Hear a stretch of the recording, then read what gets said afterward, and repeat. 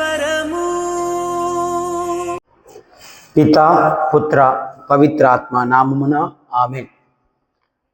దేవునిచే అమితముగా ప్రేమించబడుతున్నటువంటి ప్రియ క్రైస్తవ సహోదరి సహోదరులారా, ఈ నూతన సంవత్సర సందర్భముగా మిమ్మల్ని అందరినీ మరియ తల్లి యొక్క మాతృత్వ మహోత్సవ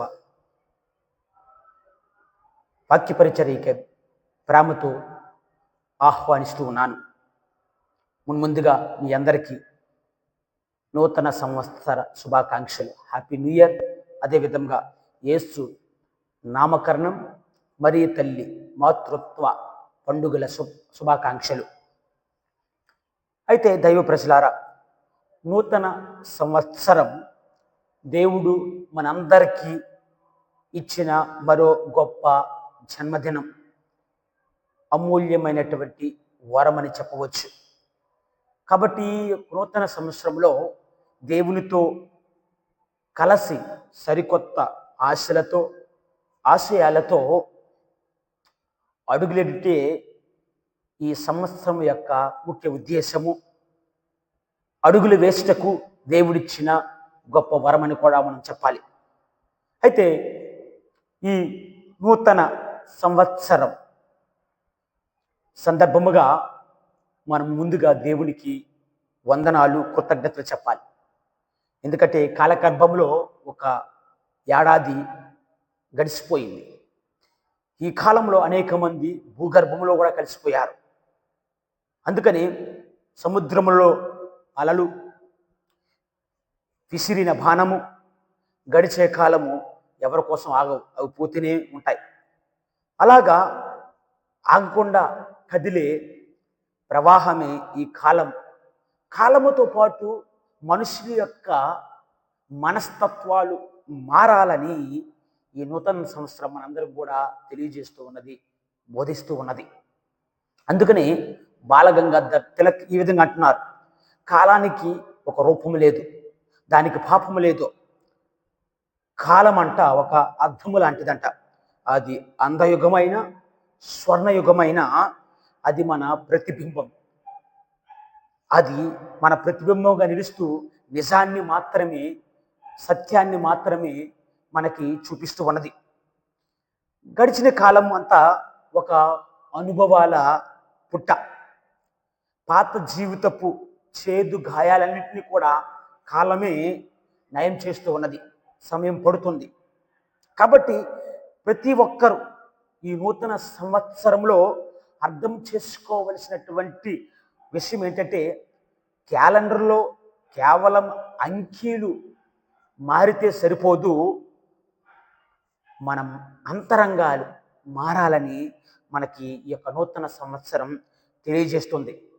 ఎప్పుడైతే మన అంతరంగాలు మారుతాయో అప్పుడే మన జీవితాల్లో ఒక్క సంవత్సరం సంతోష ఆనందాలతో విరాజిల్లుతూ ఉంటుంది.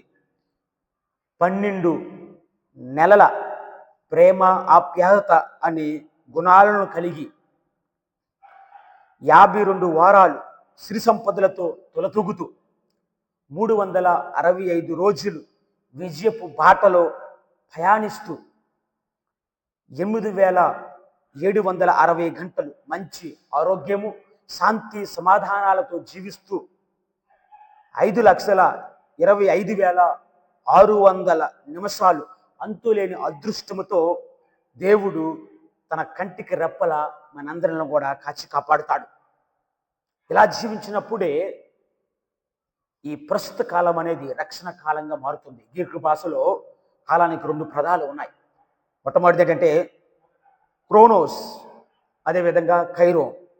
అంటే ఈ ప్రస్తుత కాలం, క్రోనోస్ అంటే ప్రస్తుత కాలము దేవునికి అనుగుణంగా దేవుని యొక్క బాటలో, దేవుని యొక్క మార్గములో ప్రయాణిస్తూ జీవిస్తూ ఉంటే, దేవుని యొక్క ఆజ్ఞలకు బద్దులై దేవుని మీద ఆధారపడి జీవిస్తుంటే ఈ ప్రస్తుత కాలం అనేది కైరోస్, రక్షణ కాలముగా మారుతుందని మనకి వాక్యం సెలవిస్తూ ఉన్నది.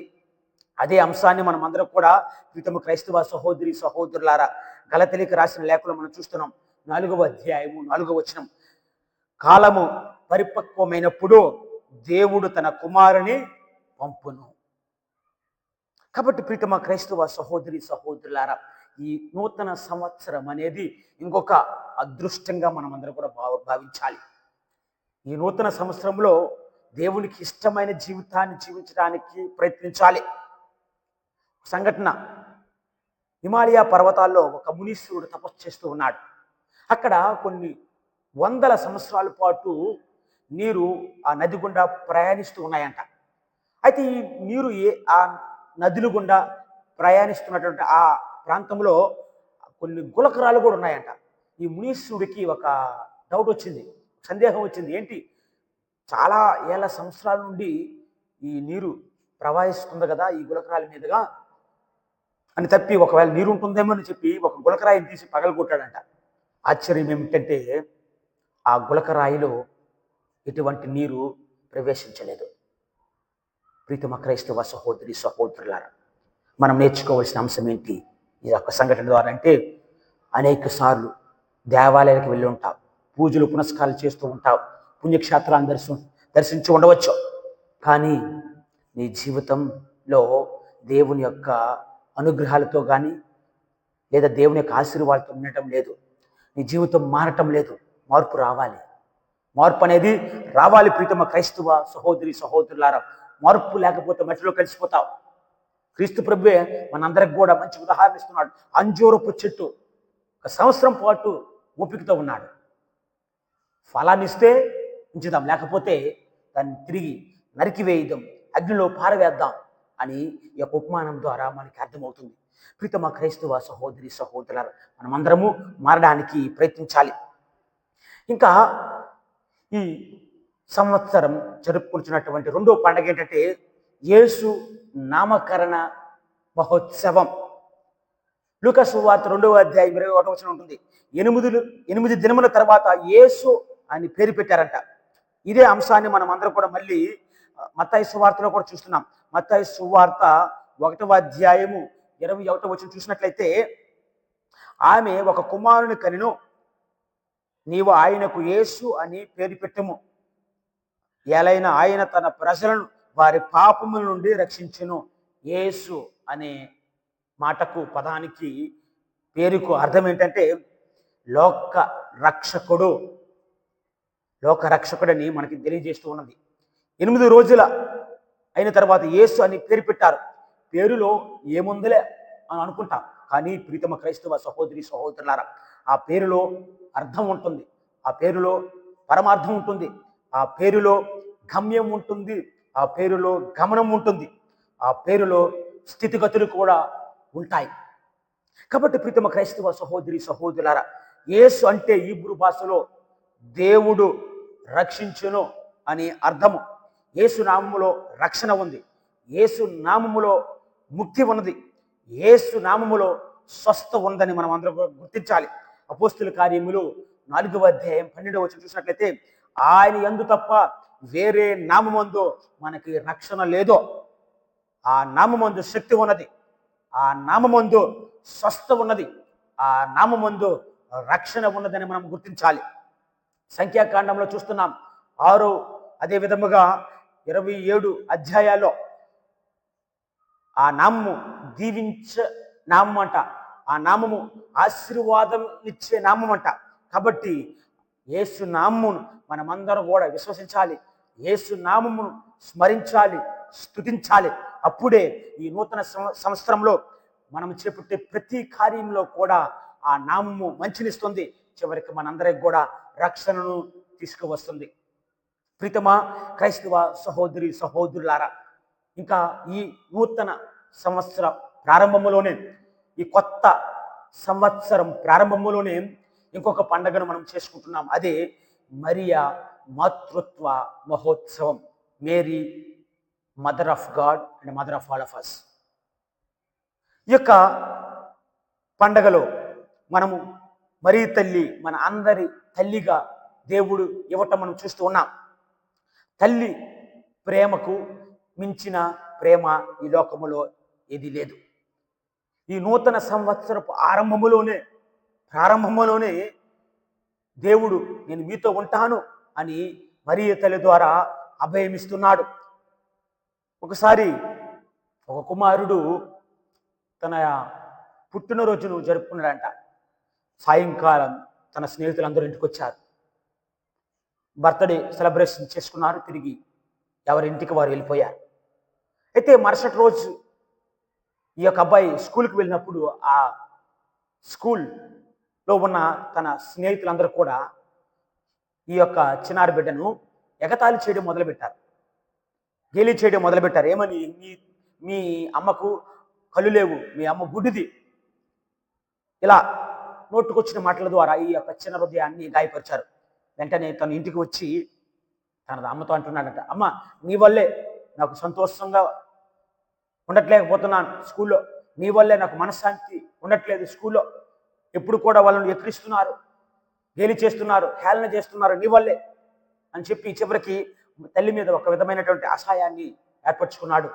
కొన్ని రోజుల తర్వాత 10వ క్లాస్ పాస్ అయిన తర్వాత ఇంటిని వదిలి వెళ్ళిపోయాడు.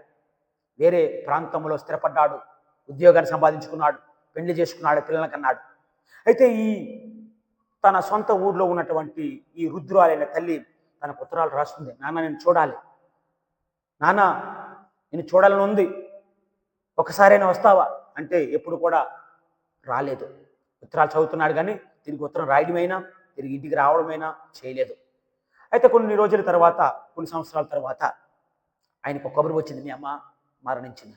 వెంటనే వచ్చాడు, కొడుకు కదా తప్పదు. వచ్చి చూసినప్పుడు తన తల్లి తలగడి కింద ఒక ఉత్తరం ఉందట. ఆ ఉత్తరంలో ఈ విషయాలను తమ తల్లి రాసి ఉంచింది. నాయన, చిన్ననాటి నుండి నీవే నా సర్వస్వమని భావించాను. నీకు ఒక సంవత్సరం వయసులో ఉన్నప్పుడు ఒక సంఘటన నీ జీవితంలో జరిగింది. దానిని ఎప్పటి నుండో నీకు చెప్పాలనుకుంటున్నాను, కానీ నాకు సమయం కలిసి రాలేదు. అకస్మాత్తుగా నువ్వు ప్రమాదానికి గురయ్యావు. ఆ ప్రమాదం నుంచి నిన్ను తప్పించు వేయాలని ఉన్న పరిస్థితుల్లో, లేదా తప్పిస్తున్న పరిస్థితుల్లో, నిన్ను రక్షించబోయే పరిస్థితుల్లో నా ముఖం కాలిపోయింది, నీకు కూడా ఒక కన్ను పోయింది. నా ముఖం అందవికారంగా తయారైనప్పటికి కూడా నా కుమారుడు ఇతరుల దగ్గర గేలి చేయబడకూడదు, ఇతరులు నా కుమారుడు చిన్న చూపు చూడకూడదని చెప్పేసి నా ముఖము అందవికారంగా తయారైన నా కంటిని తీసి నీకు ఇచ్చాను. అయితే ఇదంతా కూడా నీకు ఎందుకు చెప్తున్నానంటే, నీ దగ్గర నుంచి సానుభూతిని పొందడానికి కాదు. ప్రతి బిడ్డ నేర్చుకోవాల్సిన అంశం ఏంటంటే, తమ తల్లిదండ్రులు తమపై ఉన్నటువంటి ప్రేమ అవ్వచ్చు, లేదా వారి కోసం చేస్తున్నటువంటి త్యాగము గుర్తుపెట్టుకోవాలని ఈ యొక్క అంశాన్ని నీకు తెలియజేస్తున్నాను. కాబట్టి ఇప్పటికీ నా ప్రేమ నీ మీద కరిగిపోలేదు, తరిగిపోలేదు అని చెప్పి ఐ లవ్ యూ నాన్న అని చెప్పి ఉత్తరాన్ని ముగించిందట. ప్రీతమ క్రైస్తవ సహోదరి సహోదరులారా, ఈ ఉత్తరాన్ని చదివినటువంటి కుమారుడు మోకరించి వెక్కి వెక్కి ఏడ్చి కుమిలి కుమిలి ఏడ్చాడు, క్షమాపణ అడిగాడు, కానీ ఉపయోగం లేదు. కావున ప్రీతమ క్రైస్తవ సహోదరి సహోదరులారా, తల్లికి మించిన దైవం ఈ లోకంలో ఏదీ లేదు. ఆమెను మనం అవమానించినా, ఆమె బాగోగులు మనం చూసుకోలేకపోయినా, మనం తప్పులు చేసినా సరే తల్లి ప్రేమిస్తూనే ఉంటుంది, మనల్ని చూసుకునే ఉంటుంది. అందుకనే తల్లి కంటే, మరి ఇలాంటి తల్లి ప్రేమ కంటే దేవుడు నిన్ను ఎక్కువగా ప్రేమిస్తున్నాడట. యెషయా గ్రంథము 49వ అధ్యాయము పవిత్ర వచనంలో 15-16 చూస్తే, స్త్రీ తన పసికందును మర్చిపోతుందేమో కానీ నేను మాత్రం మరువను. తల్లి తన ప్రేమను జాలిని చూపించకుండా ఉంటుందేమో ఒకవేళ, కానీ నేను మాత్రం ఆ విధముగా ఉండను. నా అవధులు లేని ప్రేమతో నిన్ను ఆదుకుంటాను, నా అంతు లేని ప్రేమతో నీకు అండగా ఉంటాను అని ప్రభువు మనకి తెలియజేస్తున్నాడు. చివరిగా హోషేయ గ్రంథంలో చూస్తే 11వ అధ్యాయము 4వ వచనంలో, గాఢమైన ప్రేమానురాగాలతో నేను వారిని నా చెంతకు రాబట్టుకుంటుని, వారిని పైకెత్తి నా బొగ్గలకు ఆనుకుంటుని, కిందకు వంగి వారిచే అన్నము తినిపించుతని. ప్రభువు చూపిస్తున్నటువంటి గాఢమైన ప్రేమను గురించి బైబిల్ గ్రంథం మనకు తెలియజేస్తూ ఉన్నది. కావున ప్రీతమ క్రైస్తవ సహోదరి సహోదరులారా, ఈ నూతన సంవత్సర ప్రారంభము నుండే దేవుడు ఆ ప్రేమను, ఆ ఆప్యాయతను, అనురాగాన్ని మనందరికీ కూడా ఇవ్వాలనుకున్నాడు. అందుకని ఈ ప్రేమ, తన ప్రేమను, తన అవధులేని ప్రేమను తల్లిలో పెట్టి ఆ తల్లిని మనందరికి కూడా ఇచ్చాడు. ఇలాంటి తల్లి కాదు, ఇలాంటి తల్లి నేరుగా తన తల్లిని మనందరికి కూడా ప్రసాదించాడు. దేవుడు మనకు తన ప్రేమను ఇవ్వటానికి ఆ ప్రేమమూర్తిని ఈ లోకానికి పంపించాడు. మరి తల్లి ప్రీతమ క్రైస్తవ సహోదరి సహోదరులారా, క్రీస్తుకు భౌతికంగా తల్లి.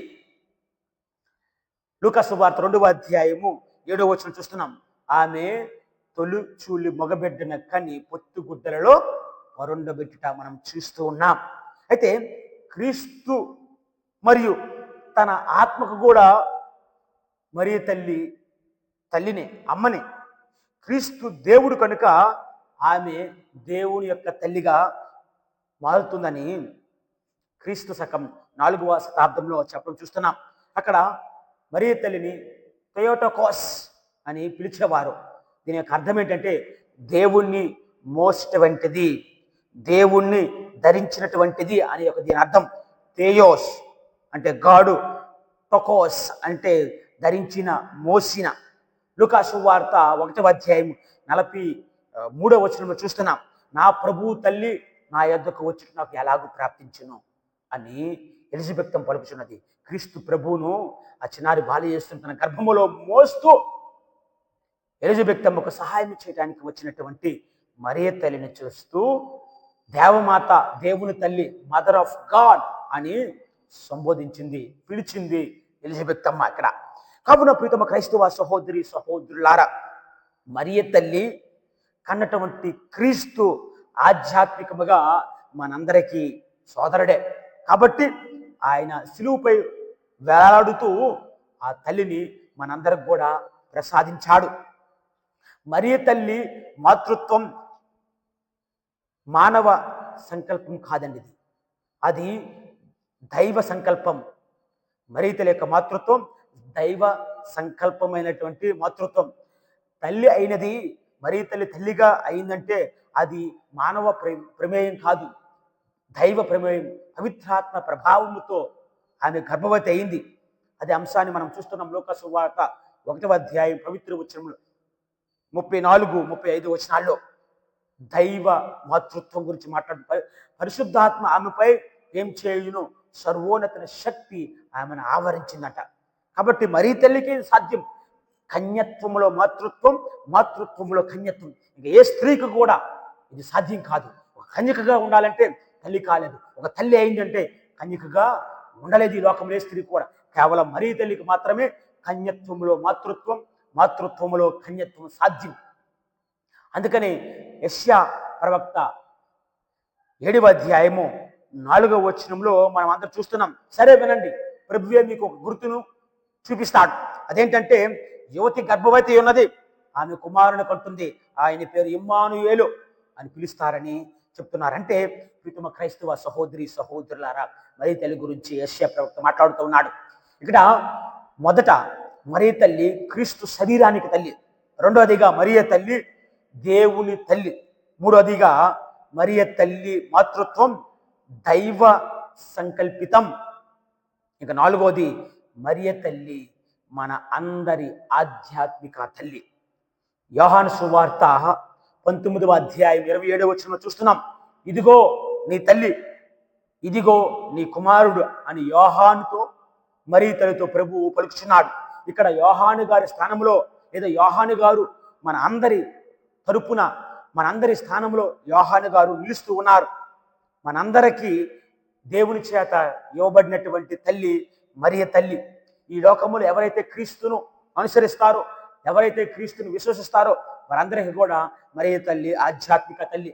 గలతీయులకు రాసిన లేఖలో చూస్తున్నాం, కాలం పరిపక్వం అయినప్పుడు దేవుడు తన కుమారుని పంపిస్తాడు. ఆయన ఒక స్త్రీ నుండి పుట్టెను, ఆయన ధర్మశాస్త్రమునకు లోనై జీవిస్తాడంట, లోనై జీవిస్తాడని వాక్యం మనకి సెలవిస్తూ ఉన్నది. కాబట్టి ప్రీతమ క్రైస్తవ సహోదరి సహోదరులారా, రోమిలికి రాసిన లేఖలో 8వ అధ్యాయం చూస్తున్నాం. మనం యొక్క బానిసము కాదట, దేవుని యొక్క దత్తత పుత్రులుగా మార్చబడ్డాం, చేయబడ్డాం. హెబ్రేయులకు రాసిన లేఖ 2వ అధ్యాయం పవిత్ర వచనం 11, 12 వచనాలు చూస్తే ఆయన మనలను సోదరులని పిలుస్తున్నాడు. మనం ఇక బానిసలము కాదు, సోదరులం. కాబట్టి ఆయన మనలను సోదరులుగా పిలవడానికి సిగ్గుపడట్లేదు. రోమీయులకు రాసిన లేఖ 8వ అధ్యాయం 15 వచనంలో మనం ఇక మీదట మనము బానిసలము కాదు, ఆయన దత్త పుత్రులము అని అంటున్నాం. కావున ప్రీతమ క్రైస్తవ సహోదరి సహోదరులారా, ఈ విధముగా మరియ తల్లిని మనందరికీ తల్లిగా ప్రసాదించాడు.